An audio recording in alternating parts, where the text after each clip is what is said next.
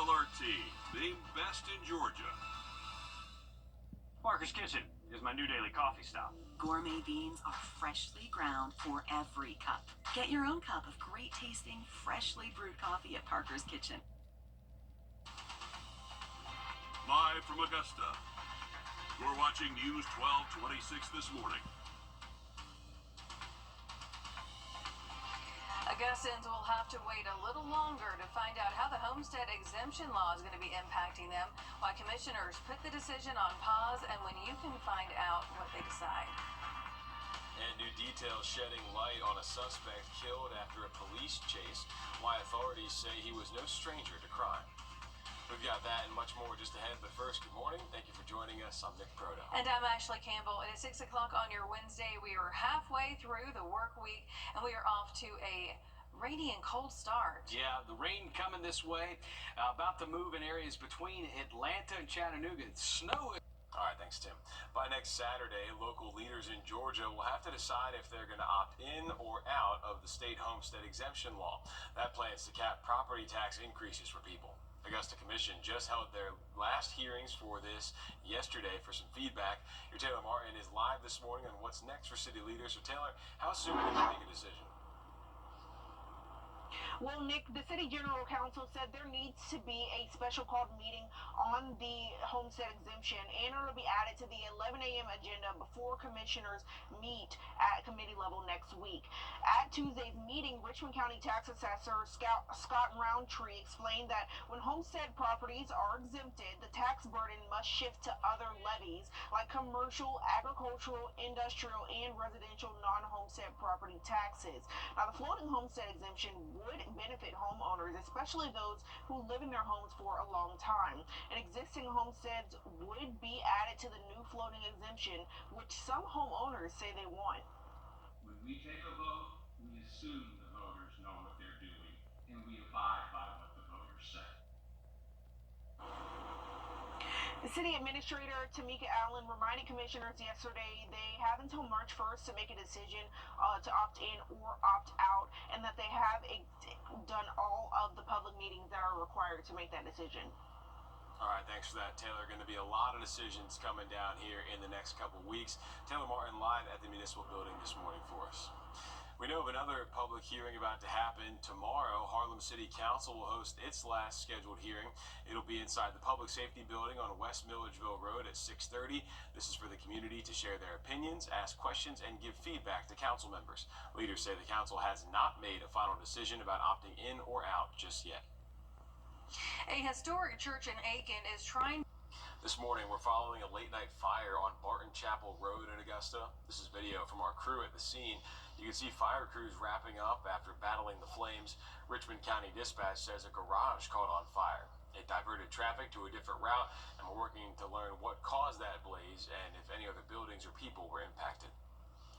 Also this morning, we're learning more about a suspect with a criminal history in multiple counties who was killed in a car chase with deputies. Monday afternoon, Columbia County deputies learned that a suspect with felony warrants identified as Sean Threat was spotted on traffic cameras. The chase began on Appling Harlem Road and West Forest Street and ended up on Sawdust Road. Investigators say that a Columbia County deputy was approaching the chase from the opposite direction and was hit head-on by Threat's car. Threat died at the hospital. The deputy suffered minor injuries.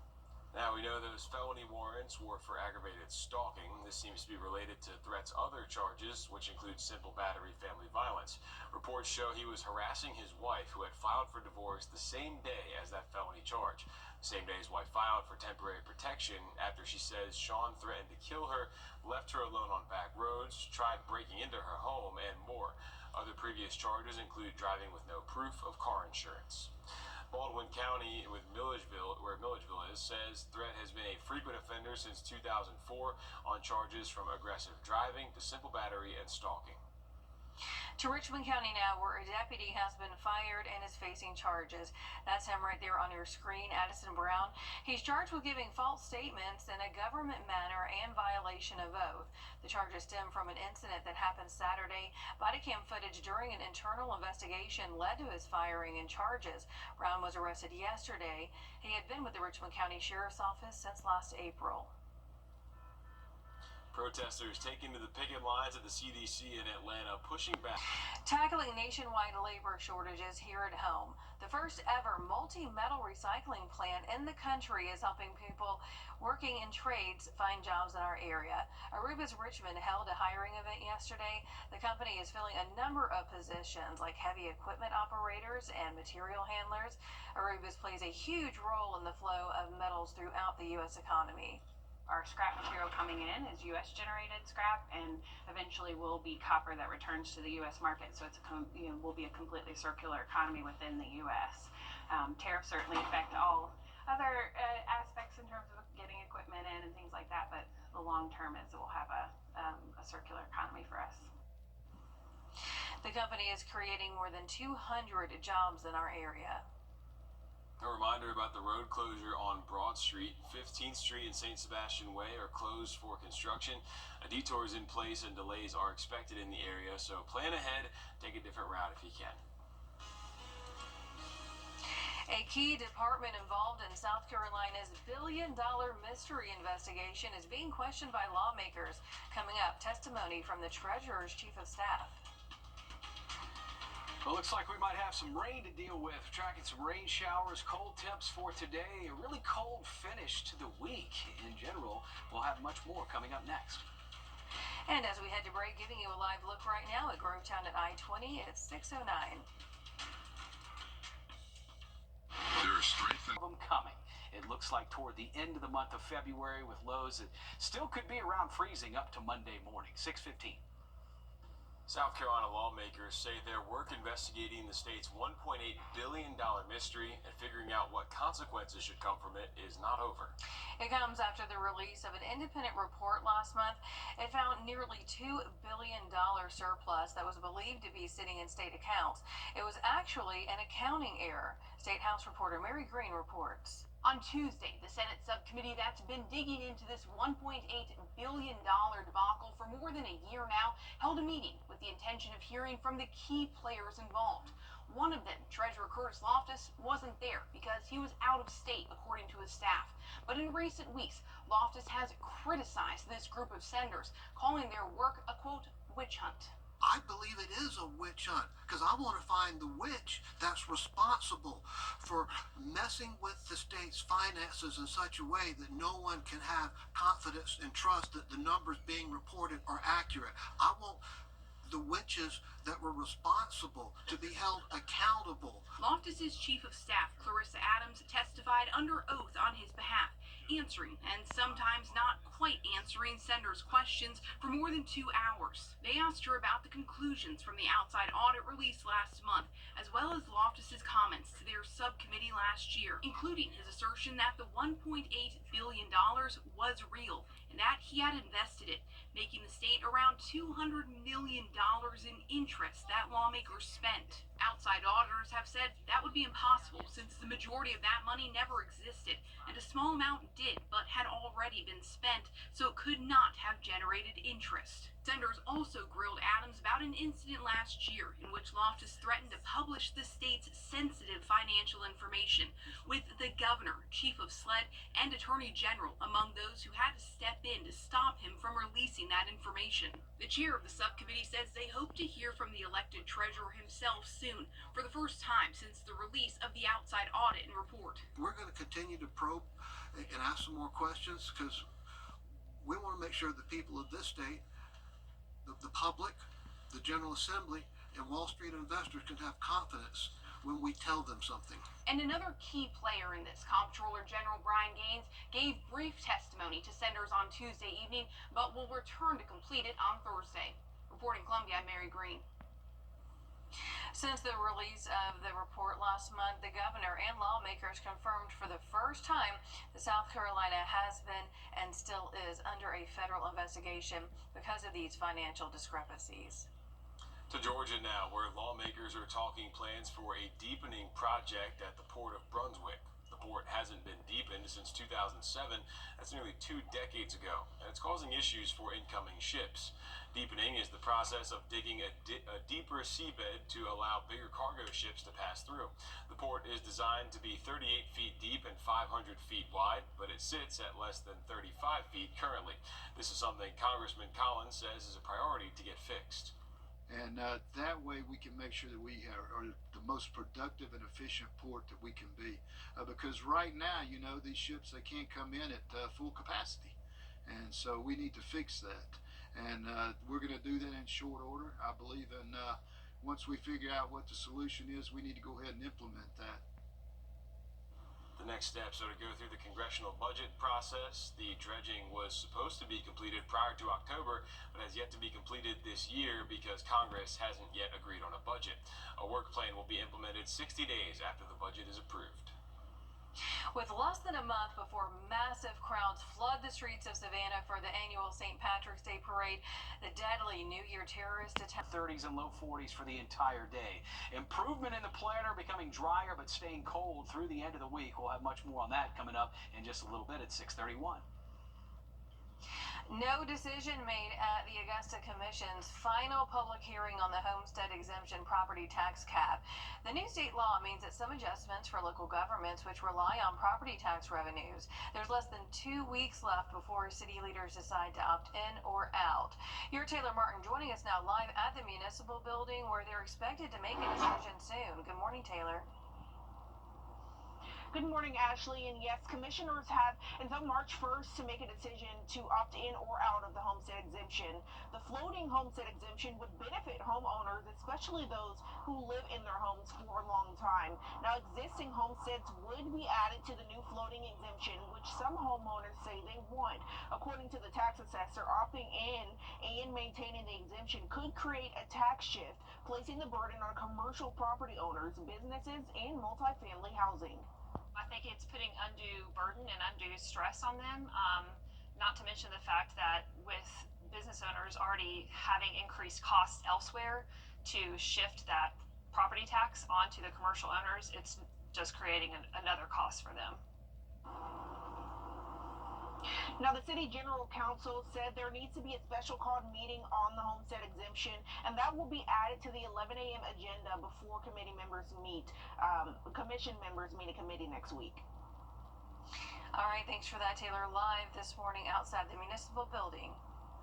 Now, there's one last hearing this week on the homestead exemption. The city of Harlem is going to be meeting tomorrow at the Public Safety Building for its last hearing. That's going to be at 6:30 p.m. City leaders say they're counting on your input to help them make a decision. History being erased at one of the first black churches. Beyond that, it's not really a big jump in temperatures until next week. We'll come through the weekend in the middle to upper 50s. We just can't escape the freezing temperatures. Through Monday, 20s and 30s there, 70 degrees. Looks fantastic. About a week away, guys. 6:45.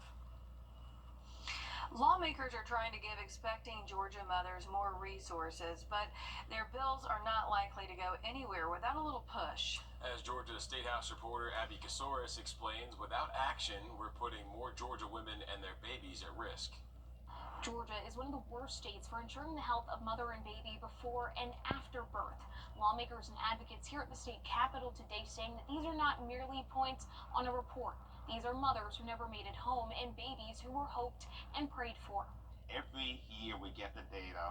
Every year everyone is concerned, but yet decades go by and there's no change. Dr. Cecil Bennett practices family medicine in Coweta County. He has people driving from surrounding counties to see him.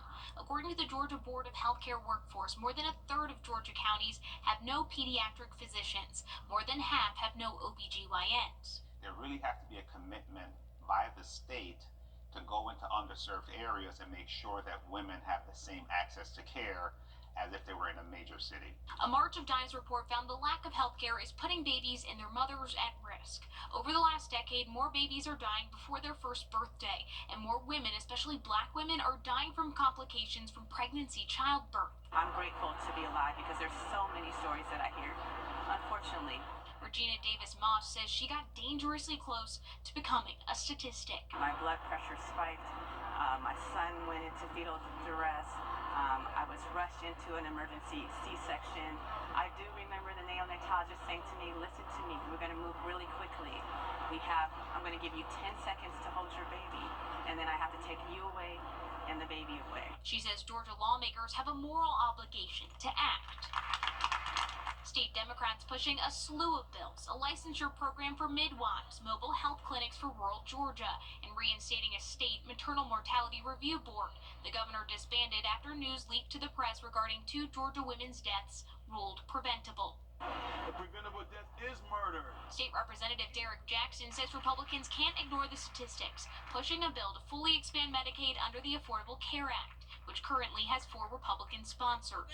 We have to turn the corner on this and say, Governor Kemp, let's move this bill forward.